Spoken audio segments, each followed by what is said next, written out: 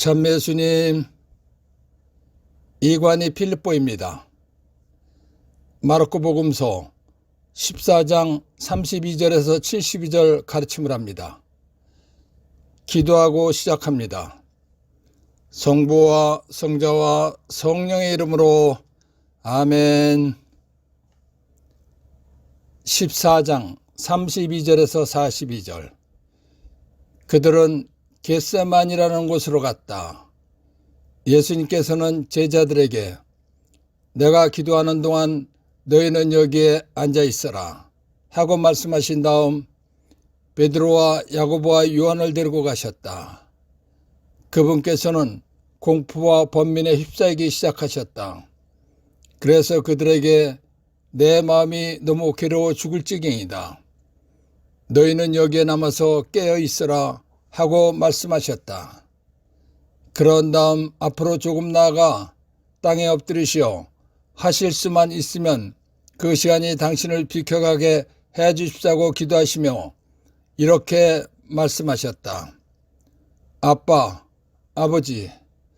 아버지께서는 무엇이든 하실 수 있으시니 이 잔을 저에게서 거두어 주십시오. 그러나 제가 원하는 것을 하지 마시고 아버지께서 원하시는 것을 하십시오. 그러고 나서 돌아와 보시니 제자들은 자고 있었다. 그래서 베드로에게 시몬아, 자고 있느냐? 1시간도 깨어 있을 수 없더란 말이냐? 너희는 유혹에 빠지지 않도록 깨어 기도하여라. 마음은 간절하나 몸이 따르지 못한다 하시고 다시 가셔서 같은 말씀으로 기도하셨다. 그리고 다시 와 보시니 그들은 여전히 눈이 무겁게 내려 감겨 자고 있었다. 그래서 제자들은 그분께 무슨 말씀을 드려야 할지 몰랐다. 예수님께서는 3번째 오셔서 그들에게 말씀하셨다. 아직도 자고 있느냐? 아직도 쉬고 있느냐? 이제 되었다. 시간이 되어 사람의 아들은 죄인들의 손에 넘어간다. 일어나 가자. 보라, 나를 팔아넘길 자가 가까이 왔다. 예수님께서 제자들과 함께 올리브산 서안에 있는 겟세마니 동산, 키드론 골짜기 건너편에 있는 동산으로 가셨습니다. 제자들은 아무것도 모르지만 예수님께서는 하나님이시기 때문에 잠시 후에 일어날 일을 알고 계셨습니다. 예수님께서는 하나님의 사람으로 이 세상에 오신 분이십니다. 예수님께서는 사람으로 오셨기 때문에 우리와 똑같은 육신을 갖고 계십니다.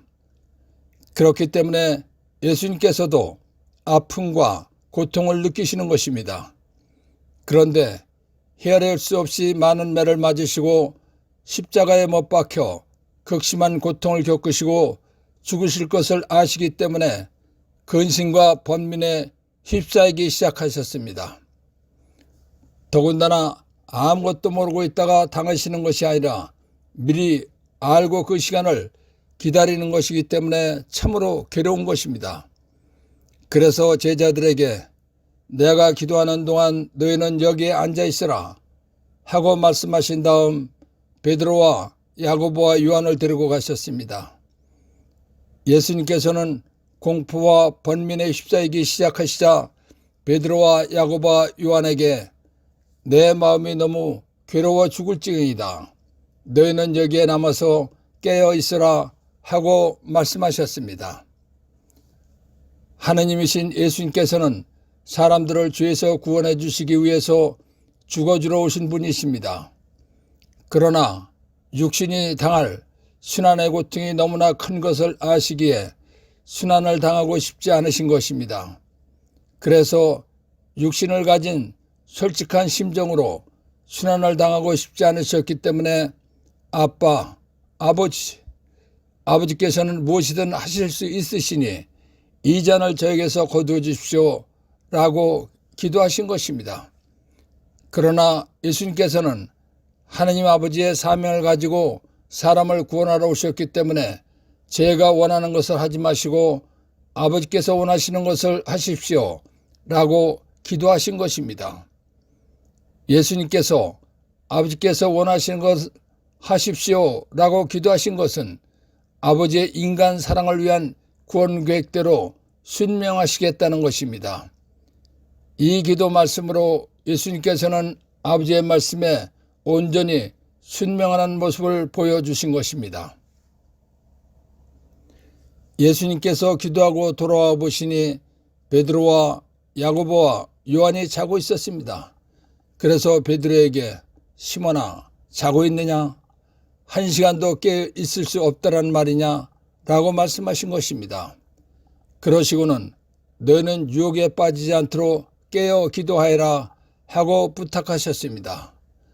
제자들에게도 기도를 부탁하신 예수님께서는 마음은 간절하나 몸이 따르지 못한다 라고 하시고 다시 가셔서 같은 말씀으로 기도하셨습니다.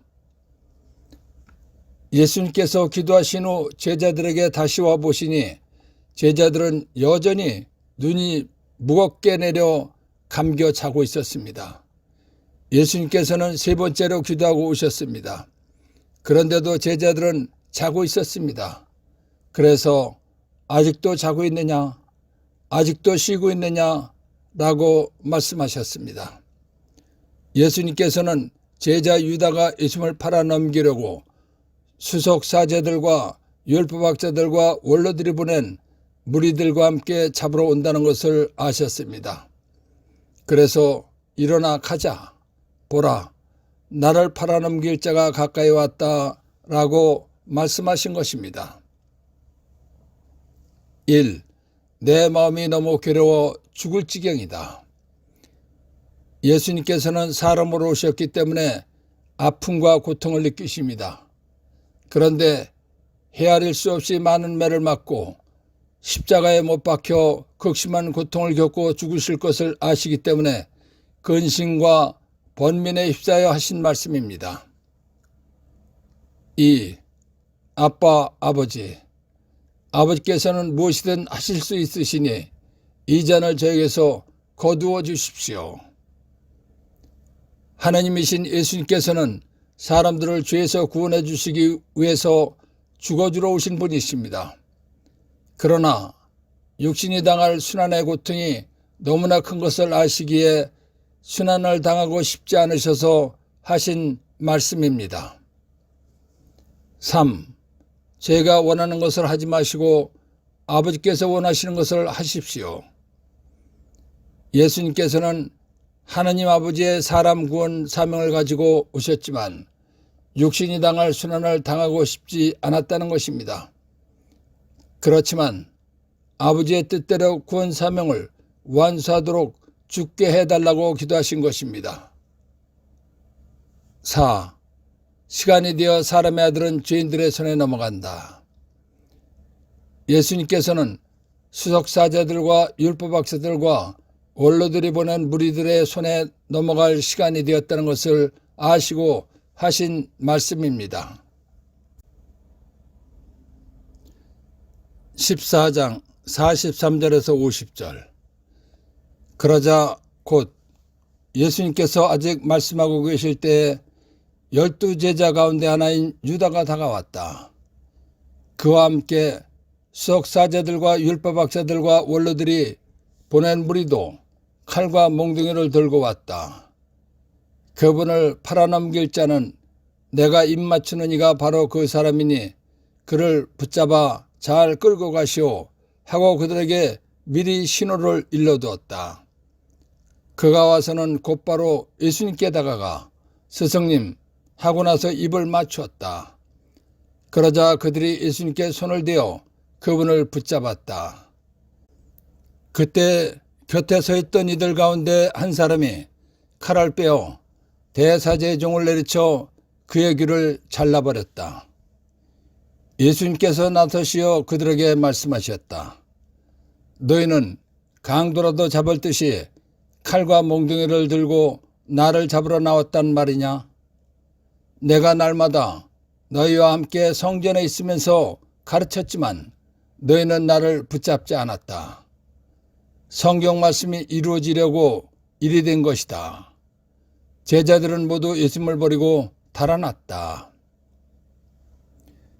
예수님께서 당하실 순환에 관해서 제자들과 말을 하고 있을 때 제자 유다가 왔습니다.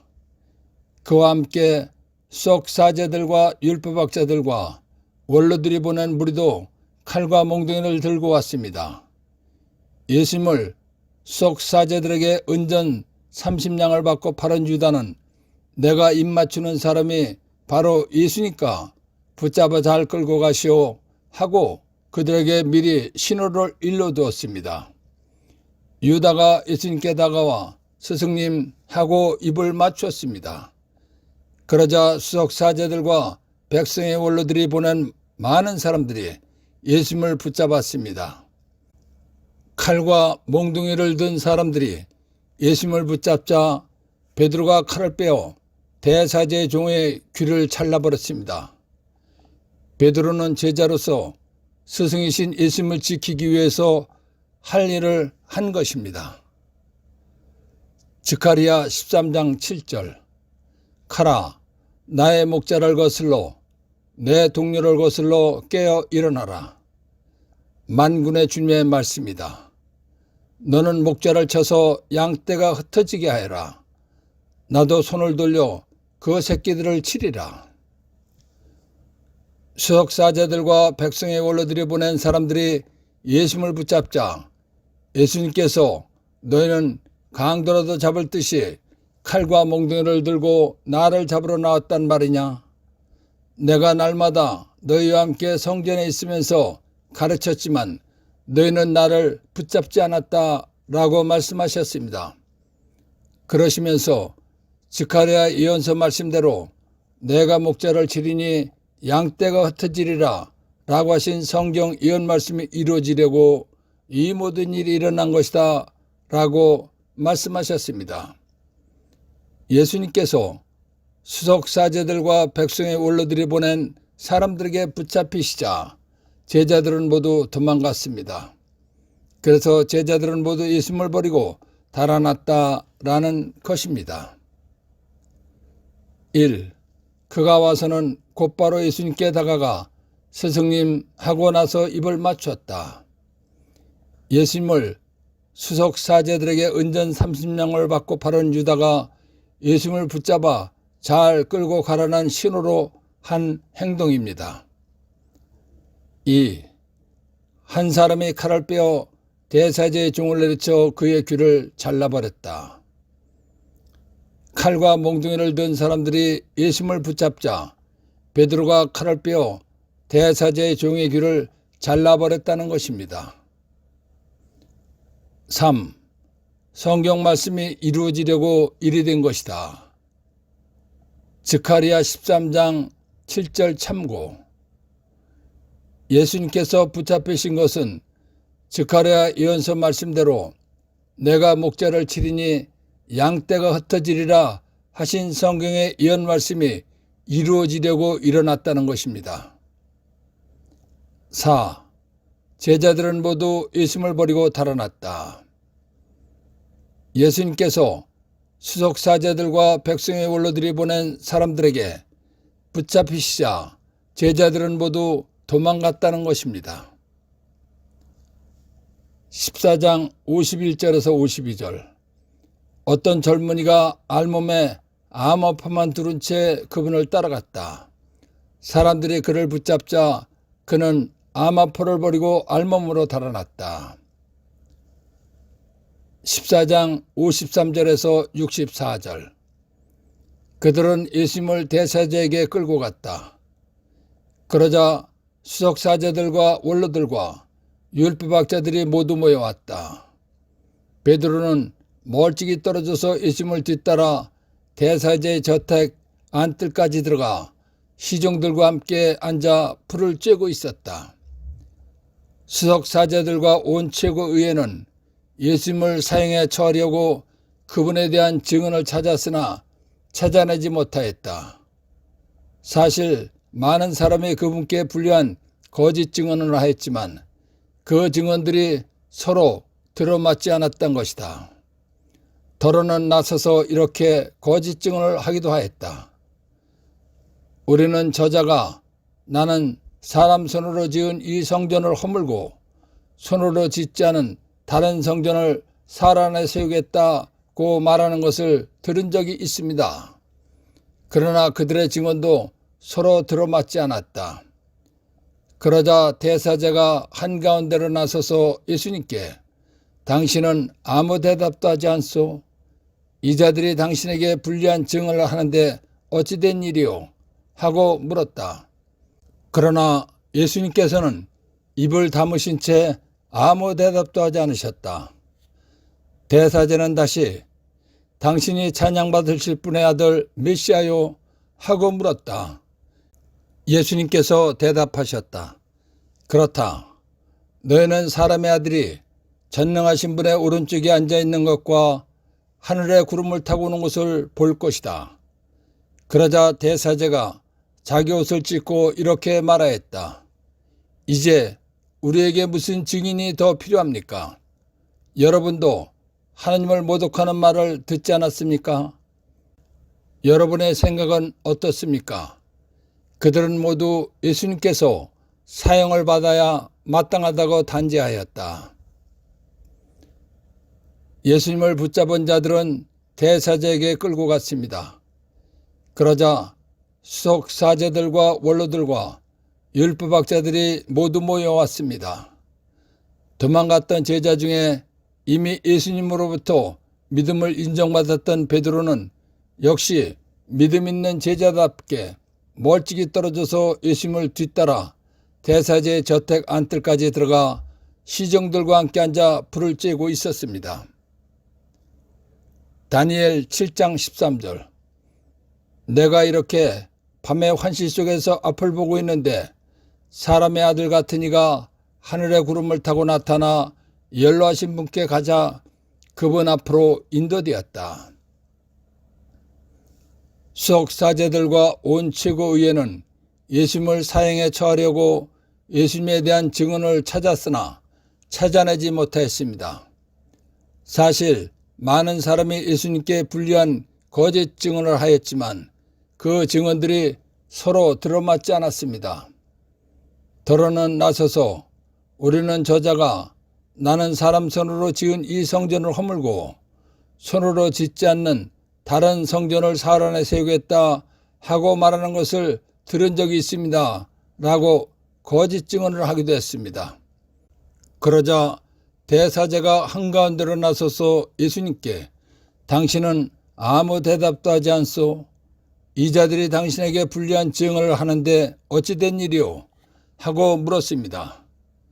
그러나 예수님께서는 입을 다무신 채 아무 대답도 하지 않으셨습니다. 그러자 대사제는 다시 당신이 찬양받으실 분의 아들 메시아요? 하고 물었습니다. 대사제의 질문을 받으신 예수님께서 그렇다. 너희는 사람의 아들이 전능하신 분의 오른쪽에 앉아있는 것과 하늘의 구름을 타고 오는 것을 볼 것이다 라고 대답하셨습니다. 이 말씀은 다니엘 예언서 말씀대로 예수님께서는 하나님의 아들이라는 것을 말씀하신 것입니다. 예수님께서는 분명히 사람으로 오신 하나님의 아들이십니다.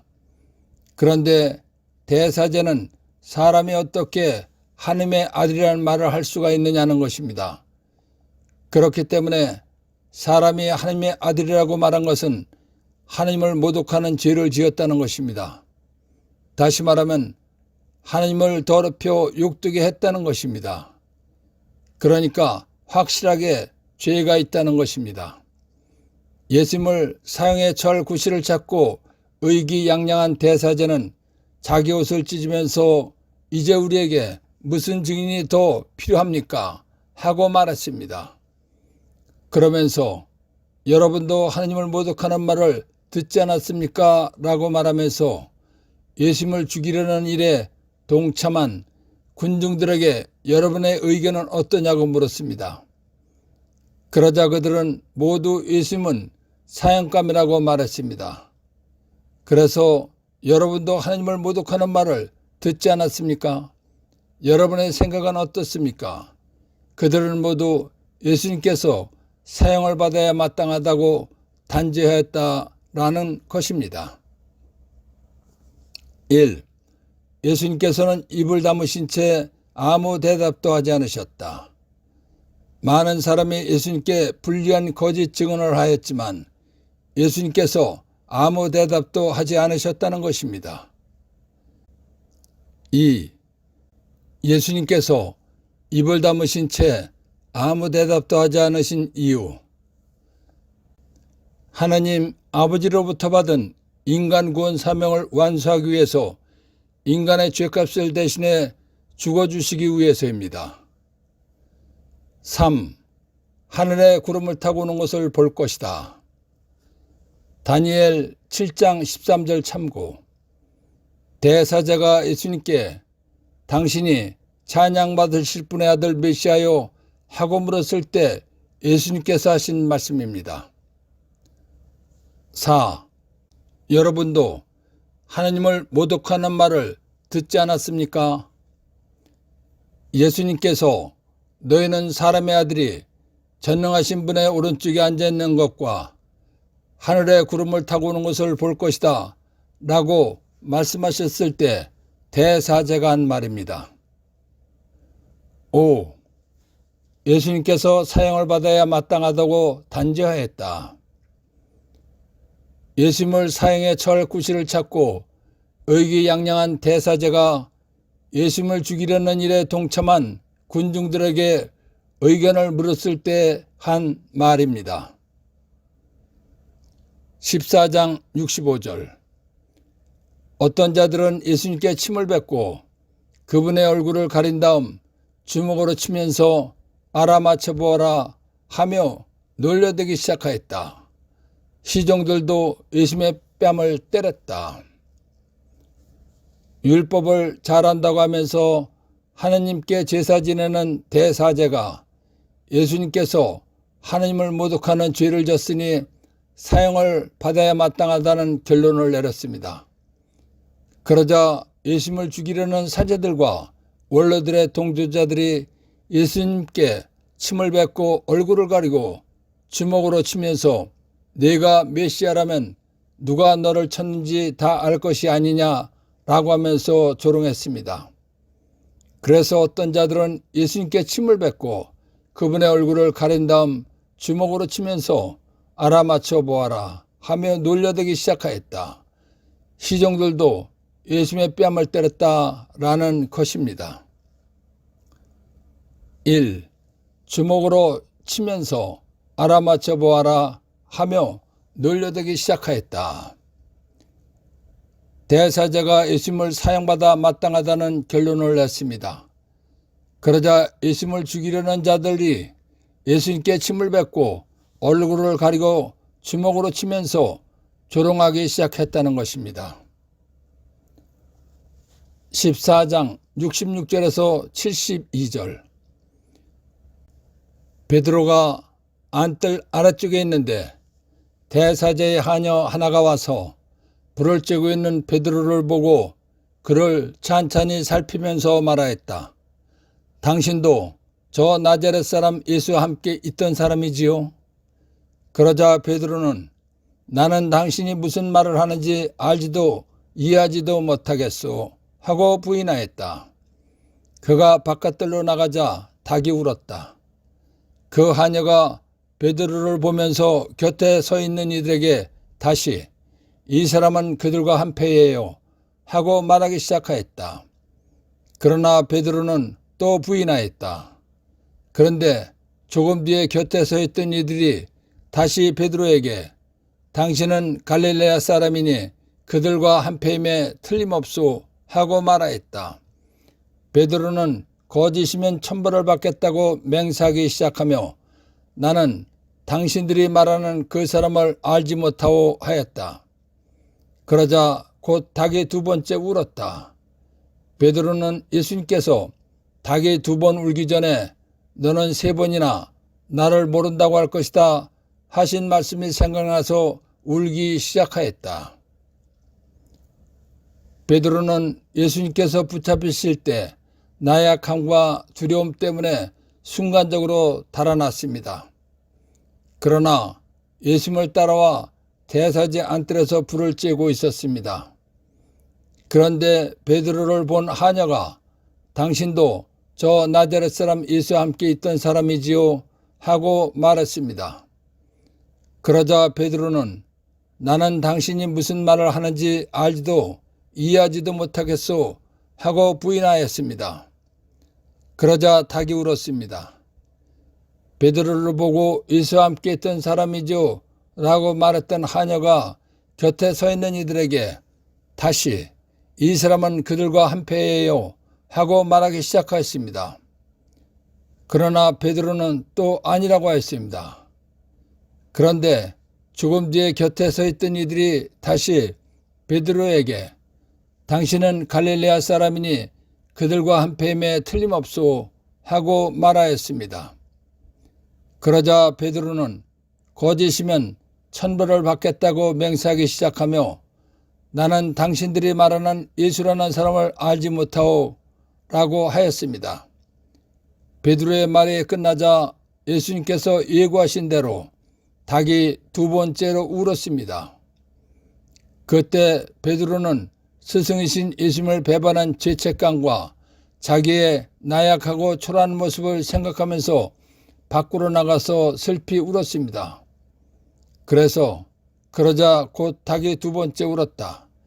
베드로는 예수님께서 닭이 두 번째 울기 전에 너는 세 번이나 나를 모른다고 할 것이다 하신 말씀이 생각나서 울기 시작하였다라는 것입니다. 1.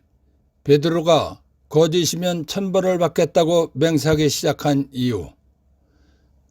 우리와 같이 나약한 인간이기 때문에 예수님 곁에서 도망도 가고 거짓말도 한 것입니다. 2. 말씀이 생각나서 울기 시작하였다. 베드로는 스승이신 예수님을 배반한 죄책감과 자기의 나약하고 초라한 모습을 생각하고 또 예수님께서 말씀하신 대로 닭이 두 번째로 울었기 때문입니다. 예수님께서 겟세마니에서 기도하시고 잡히신 뜻을 깨닫고 감사하는 신앙생활하도록 도와주신 성령 하나님과 하나님 아버지와 예수님께 감사의 큰 박수를 드립시다. 아멘.